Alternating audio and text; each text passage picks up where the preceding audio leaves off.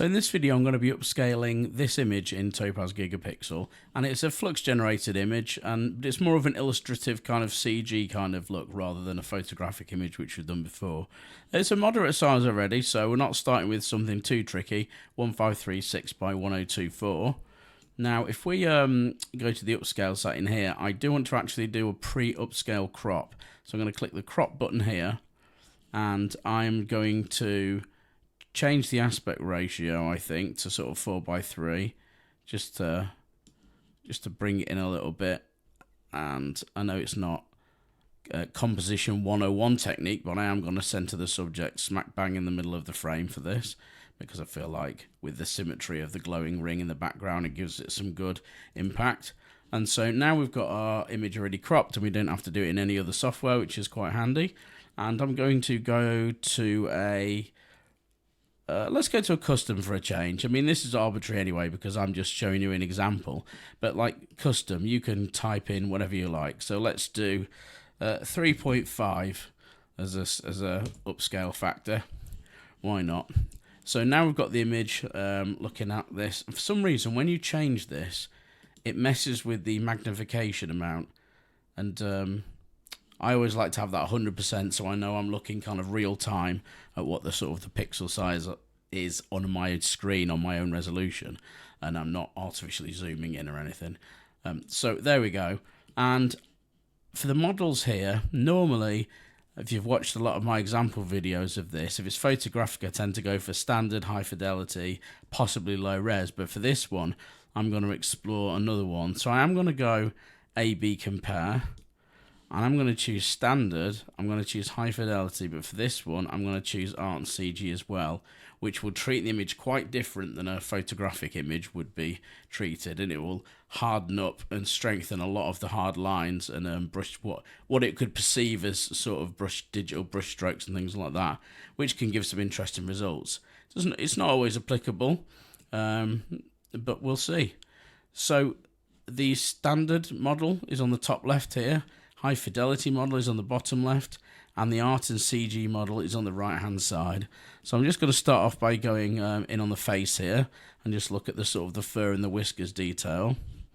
Now straight away on the art and the CG model on the right hand side, you can see that it's really pulled out the texture of the fur and made it quite chunky and more obvious, really drawing on the fact that, you know, it's pushing that illustrative look even like more so than there was even on the original, which in this particular instance I don't think I actually like.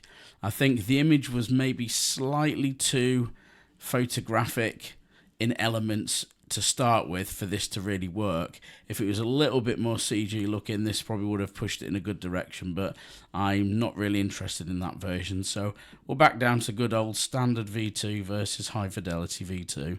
So I'm just having a look between the two, seeing which one I think has the most natural detail. And I'm just looking at the fur. It's very, very close. I just want to make sure that no edges are going too harsh on them. The whiskers are a little bit messed up on this image anyway. Probably have to fix those afterwards in a photo editor, but that's not for this video. I think high fidelity V2 personally is just taking the edge on this with a little bit more fine detail in the fur.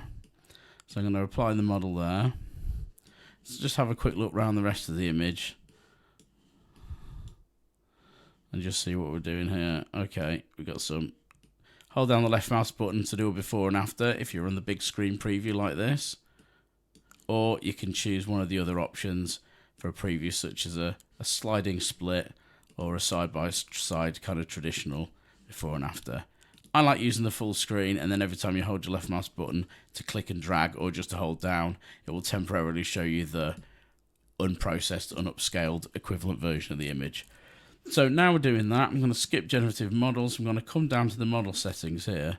Now I'm in two minds here, because I think some of the fur could do with sharpening a little bit, but I think the whiskers are already looking over sharpened. So what I'd probably do here is I will probably sharpen a little bit overall, not much though, again just a little touch because the image is already quite crisp.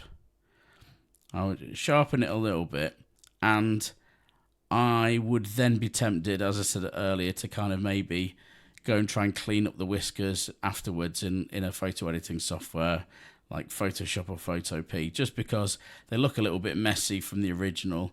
They sort of stick out too much, and they could probably do with softening off, but that's nothing I can do within Topaz Gigapixel. So I'm just going to accept the fact that the whiskers aren't perfect, but we'd deal with those easily enough if we wanted to in a separate process.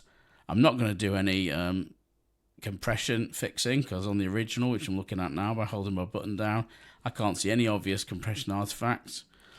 So face recovery is on, which is interesting because I've had it on my previous image, but it's interesting that it has detected that as a face. I thought it would normally just detect human faces, and actually it hasn't detected it. So as you can see there, we can turn face recovery on, and it says faces to recover 0 out of 0 because there are no human faces, which kind of makes sense.